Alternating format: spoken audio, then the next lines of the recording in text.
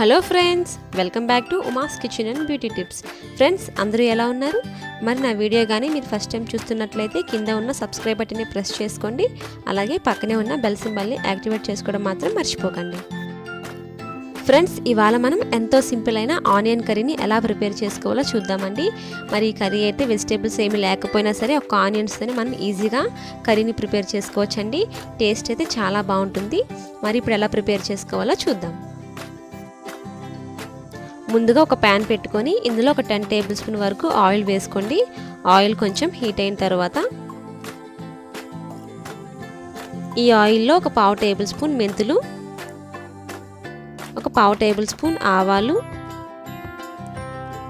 అలాగే ఒక 6 ఉల్లిపాయలను తీసుకొని చిన్నగా కట్ చేసుకోవాలండి. వాటిని కూడా ఇందులో వేసుకుందాము.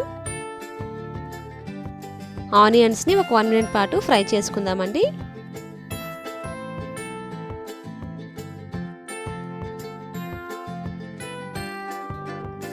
ఆనియన్స్ కొంచెం ఫ్రై చేసుకున్న తర్వాత ఇందులో ఒక 5 గ్రీన్ చిల్లీస్ని కూడా ఈ విధంగా కట్ చేసుకొని వేసుకోవాలి. అలాగే ఒక 1/2 టేబుల్ స్పూన్ పసుపు, మీ రుచికి సరిపడా సాల్ట్ని కూడా వేసుకొని బాగా కలుపుకోవాలండి. నేనైతే ఒక 1 టేబుల్ స్పూన్ యాడ్ చేసుకున్నాను. వీటన్నిటిని కూడా బాగా కలుపుకోవాలి. వీటిని కూడా ఒక 1 మినిట్ పాటు ఫ్రై చేసుకుంటూ ఉండాలండి.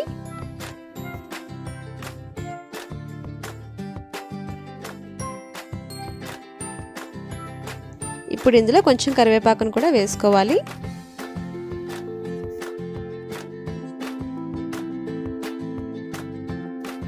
ఇప్పుడు ఇందులో ఒక 1 టేబుల్ స్పూన్ అల్లం వెల్లుల్లి పేస్ట్ని వేసుకోవాలి. ఈ పేస్ట్ అంతా కూడా పచ్చివాసన పోయేంత వరకు ఫ్రై చేసుకోవాలండి. ఫ్రెండ్స్, మరి ఈ ఆనియన్ కర్రీని మీరు చాలా సింపుల్గా ప్రిపేర్ చేసుకోవచ్చండి. బ్యాచిలర్స్ అయినా సరే చాలా ఈజీగా ప్రిపేర్ చేసుకునే రెసిపీ. మరి టేస్ట్ అయితే చాలా బాగుంటుందండి. ఒకసారి ట్రై చేసి ఎలా ఉందో చెప్పండి. వేగిపోయిన తర్వాత మూత పెట్టుకొని మరొక 3 మినిట్స్ పాటు ఉల్లిపాయల్ని ఉడికించుకోవాలి.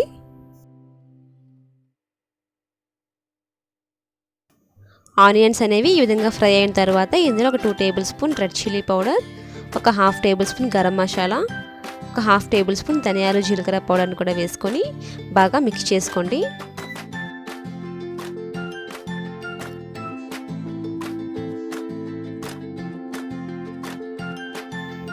ఇలా బాగా కలుపుకున్న తర్వాత ఇందులో ఒక 3 టేబుల్ స్పూన్ చింతపండు పేస్ట్ని యాడ్ చేసుకుంటున్నానండి.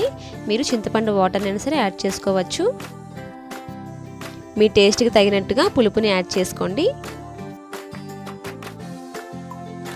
ఇలా అంతా కూడా బాగా మిక్స్ చేసుకున్న తర్వాత తగినంత వాటర్ని కూడా యాడ్ చేసుకోవాలి. నేనైతే ఒక 1/2 గ్లాస్ వాటర్ని యాడ్ చేసుకున్నాను. మీరు చింతపండు వాటర్ని కానీ వేసుకుంటే ఇప్పుడు వాటర్ వేసుకోవసరం లేదండి. మరి నేనైతే పేస్ట్ని యాడ్ చేశాను కాబట్టి వాటర్ని యాడ్ చేసుకున్నాను. ఇప్పుడు ఈ కర్రీని ఒక 5 నిమిషాల పాటు ఉడికించుకుందామండి. చూసారా, ఈ విధంగా ఆయిల్ తేలితే మనకి కర్రీ అనేది ఉడికిపోయినట్టే. ఇప్పుడు ఇందులో కొంచెం కొత్తిమీరను కూడా వేసుకొని బాగా కలుపుకుందాము. అంతేనండి, ఎంతో టేస్టీ అయిన ఆనియన్ కర్రీ రెడీ అయిపోయింది. మరి ఈ కర్రీని వేడివేడి అన్నంతో పాటు తింటే చాలా బాగుంటుందండి. ఫ్రెండ్స్, ఈ రెసిపీ మీకు నచ్చిందా? నచ్చితే లైక్ చేసి మీ ఫ్రెండ్స్కి షేర్ చేయండి. అలాగే మరిన్ని వీడియోస్ కోసం ఈ ఛానల్ని సబ్స్క్రైబ్ చేసుకోండి. మరి నేను పెట్టే ప్రతి ఒక్క వీడియో కూడా మీకు రావాలి అనుకుంటే పక్కనే ఉన్న బెల్ సింబల్ని కూడా యాక్టివేట్ చేసుకోండి. Thanks for watching my video.